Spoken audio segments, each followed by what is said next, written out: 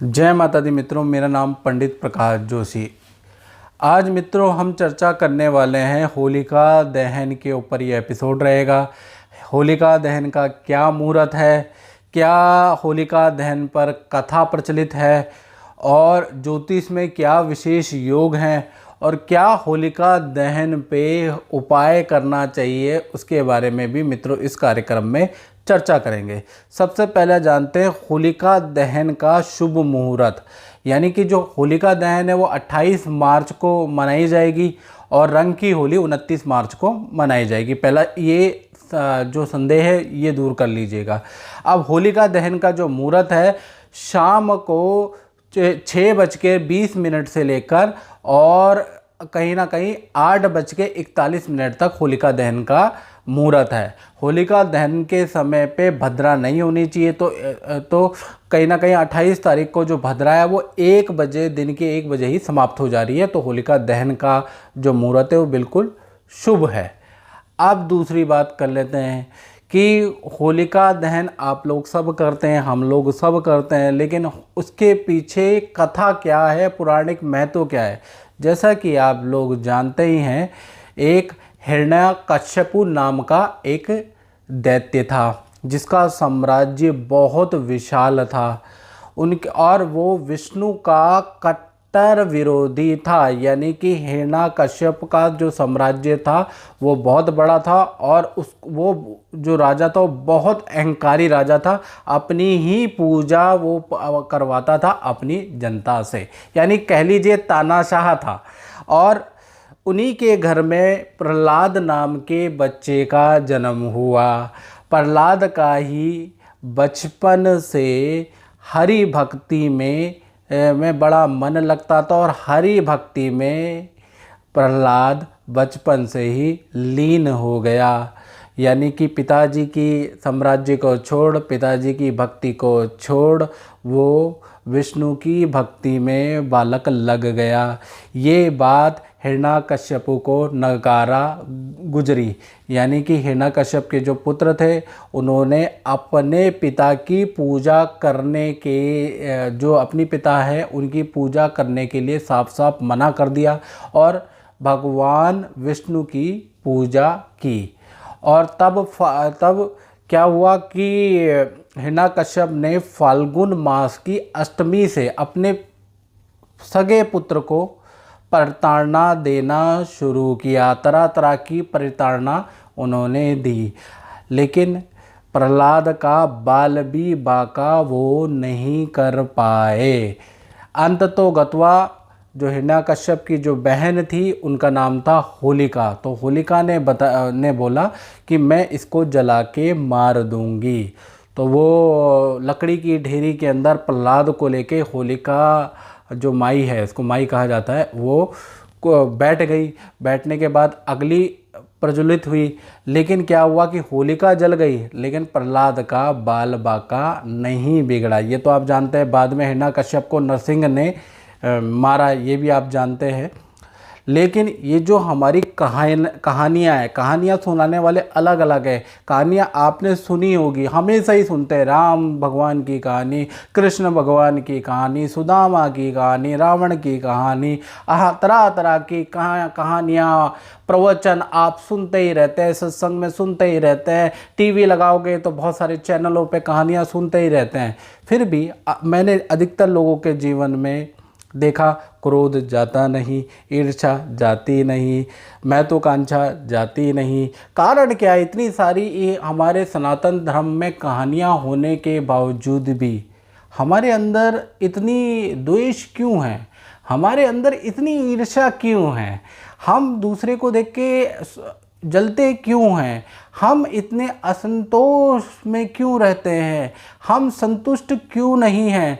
हम जीवन को बहुत अच्छा क्यों नहीं जी पाते हैं? हालांकि हमारे हिंदू या सनातन धर्म पद्धति में हर इतनी सारी कहानियां हैं, लॉजिकल कहानियां हैं और इतनी सारी पूजा पद्धतियां हैं, उसके बावजूद भी हम खुश क्यों नहीं हैं? हिंदुस्तान के अंदर इतना दुख क्यों है? मानव इतना हिंदुस्तान के अंदर इतना परेशान क्यों है? कारण कभी सोचा है?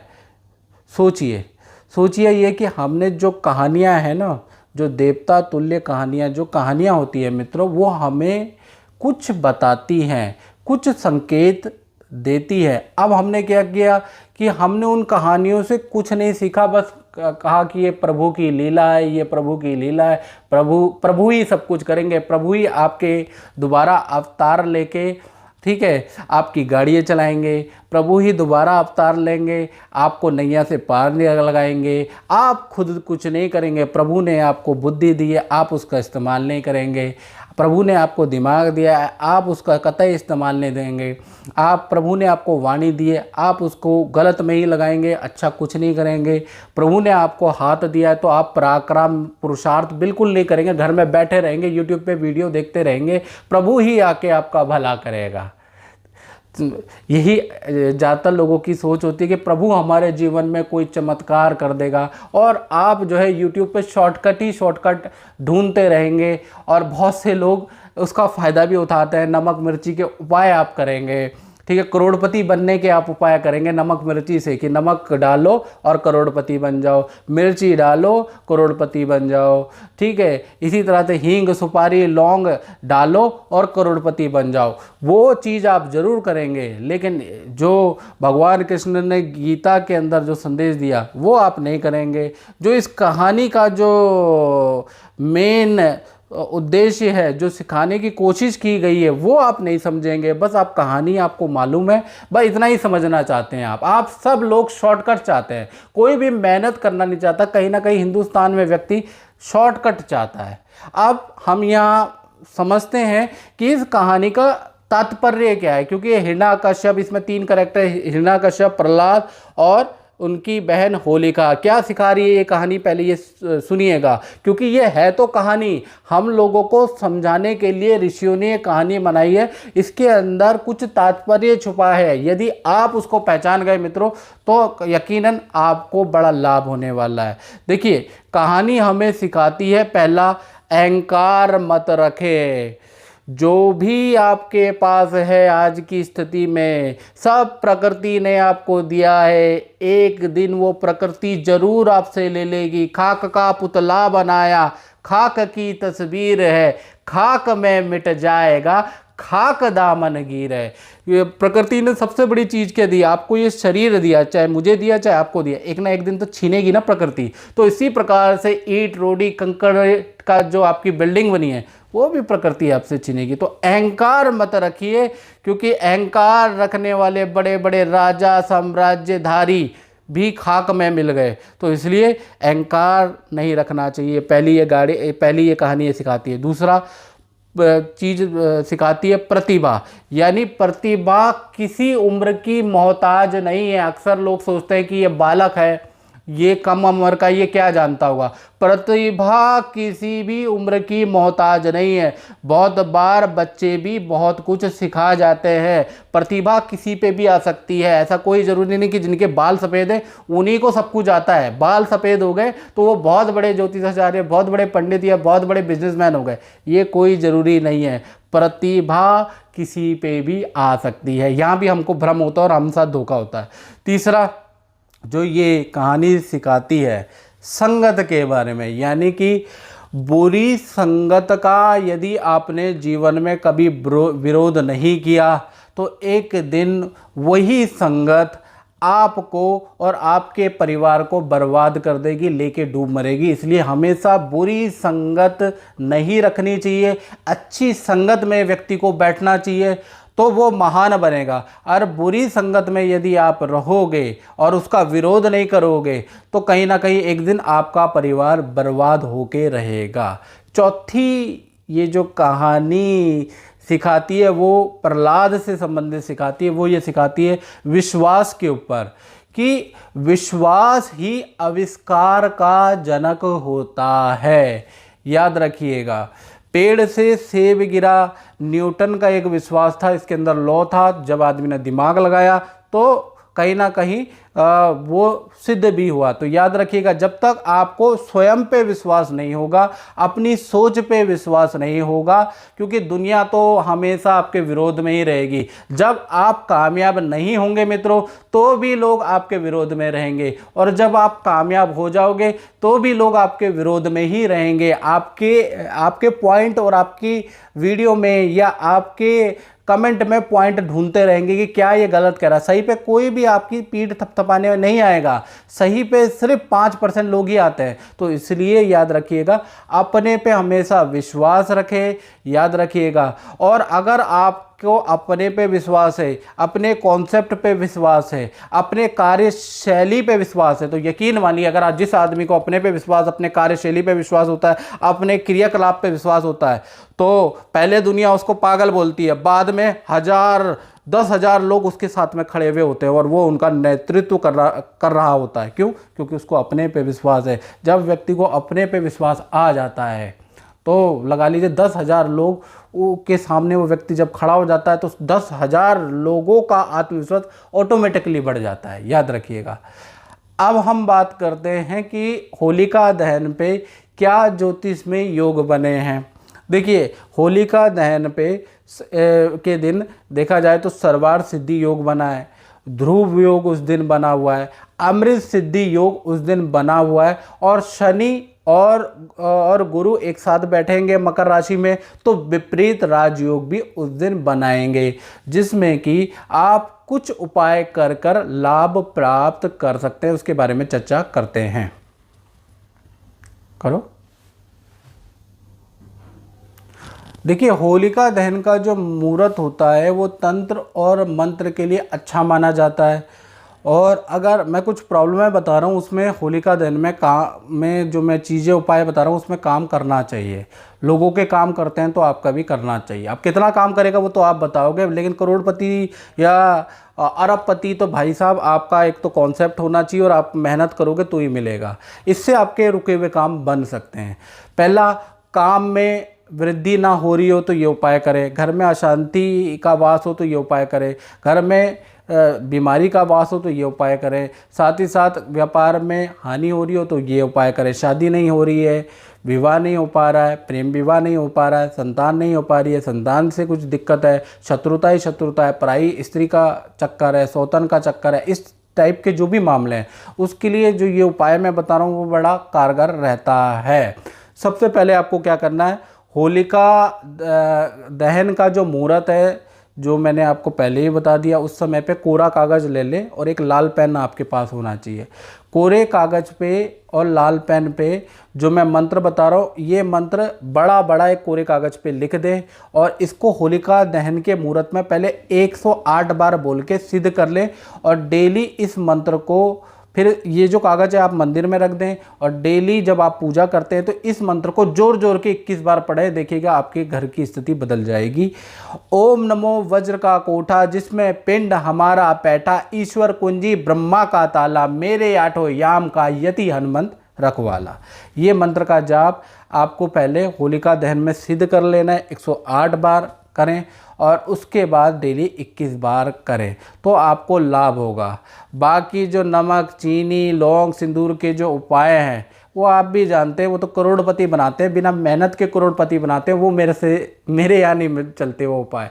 मुझे तो ये पता है कि जो करोड़पति बनेगा वो अपने पुरुषार्थ से बनेगा, अपने नेचर से बनेगा, अपने आत्मविश्वास से बनेगा। कुंडली में राजयोग होता है वो भी एक हद तक बना सकता है, लेकिन किस व्यक्ति को करोड़पति बनाएगा? जो कि मेहनत करेगा, जिसका कोई कॉन्सेप्ट होगा, जिसका कोई उद्देश्य होगा। नहीं तो राजयोग तो मजदूर की कुंडली में भी मित्रों होता है, लेकिन क्या उनके पास दूर दृष्टि नहीं होती मजदूर के पास, वो ज़्यादा रिस्क नहीं लेना चाहते मजदूर, तो वो वहीं रहते हैं। तो ऐसा नहीं है कि राजयोग सिर्फ आपकी कुंडली में आता है। बहुत बार आप मेरे से बोलते हैं, और जैसा कि 7210124289 जो मेरा नंबर है उस पर अधिकतर आप बोलते हैं कि हमारी कुंडली में तो गुरुजी सब ने बताया कि बहुत बढ़िया राजयोग बना है, हम तो कुछ कर ही नहीं रहे। तो आप जब तक कुछ करोगे नहीं, प्रयास करोगे नहीं, तो राजयोग कैसे बन जाएगा। वही मैं कह रहा हूँ ना, एक मजदूर की कुंडली में भी राजयोग होता है। इनफैक्ट अगर जब कुत्ता बिल्ली का जन्म होता है उनकी कुंडली भी बनाओगे तो उनमें भी राजयोग होता है। लेकिन राजयोग को क्रियान्वित करने के आपको मौके बहुत मिलेंगे, लेकिन व्यक्ति मेहनत ही ना करना चाहे तो, व्यक्ति रिस्क ही ना लेना चाहे तो, व्यक्ति किसी की बात मानना ही ना चाहे तो, तब उसका कोई भी भला नहीं कर सकता। साक्षात देखिए, आप महाभारत का एक एग्जाम्पल ले सकते हैं, मैं अपनी कोड नहीं करूंगा, महाभारत का। देखिए दुर्योधन को समझाने के लिए कृष्ण भगवान गए थे उधर।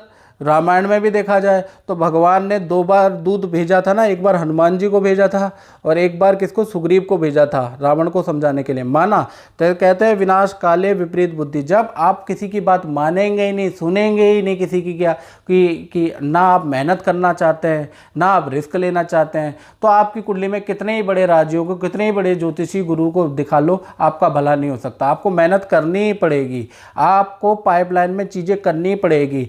देखिए, आप जो भी कुंडली दिखाते हैं, आप जो भी दशा महादशा चलाते हैं, ये आपकी समस्याओं को समाधान कर सकते हैं। यानी आप बहुत मेहनत कर रहे हैं मित्रों, मैं आपको समझाता हूँ। जैसे आपकी बेटी की शादी नहीं हो रही, आप बहुत मेहनत की लेकिन शादी नहीं हुई, तो यहाँ पर आप जैसे उपाय करेंगे वैसे ही आपको समाधान हो सकता है। इसी प्रकार से आपको, आप जॉब की ट्राई कर रहे हैं लेकिन जॉब नहीं ट्राई, लेकिन आप कर रहे हैं।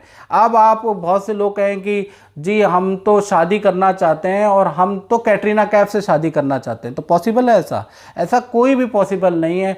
हवाई बातों में फिर हवाई उपाय लगते हैं, याद रखिए। वो नमक के, वो लूण के, वो मिर्ची के, इलायची ऐसे घुमा दो, ऐसी टैगलाइन होती है कि चुटकियों में रात भर आप करोड़पति हो जाओगे। ये राजयोग बना है जो कि तुला राशि वालों को करोड़पति बना देगा। ऐसी टैगलाइन नहीं होती है, और आप उसको सुन के और वो उपाय शायद करते भी होंगे। कैसे बदल जाएगा? बिना मेहनत के मित्रों कुछ नहीं बदलेगा। जन्म पत्रिका हर कोई बाचे, कर्म ना बाचे कोई। इसलिए मेहनत करना सर्वोत्तम है। जो ये मैं वीडियो बना रहा हूँ ना, और जो ये चीज़ें कर रहा हूँ, ये भी मेहनत से की गई चीज़ें। अभी ये एडिटिंग होगी, ये वीडियो का कॉन्सेप्ट बना है, मैं बोल रहा हूँ, तो ये भी मेहनत है। बिना मेहनत के मित्रों कुछ नहीं मिलता।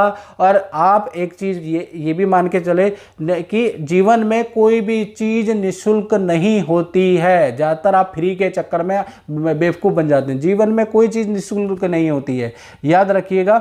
जब आपका जन्म होता है तो भी आप खर्चा होता है व्यक्ति का। कैसा खर्चा होता है? कभी आपका शादी में होता है, कभी आपका नामकरण में खर्चा होता है, ठीक होता है कि नहीं होता? कहीं अस्पताल में होता है, कभी दाई ले जाती है पैसे, ठीक है। तो जीवन में भी आपका खर्चा होता है। और जब मरते हैं तो कम 1 क्विंटल लकड़ी तो लगती है ना, तो उसका भी खर्चा होता है। तो जीवन में कोई भी चीज़ फ्री नहीं है, देखिएगा। और जब आप ये सांस ले रहे हैं ना, ये भी निःशुल्क नहीं है। जब आप एक सांस छोड़ रहे हैं तो एक सांस आपके पास आ रही है, यानी कि आपको एक सांस लेने के बदले में एक सांस छोड़नी पड़ती है। तो प्रकृति का जो संतुलन है वो बैलेंस है जो है। इसलिए कोई भी चीज़ निःशुल्क नहीं है। इस कार्यक्रम में मित्रों बस इतना ही। मुझे दीजिए इजाज़त। जय माता दी मित्रों।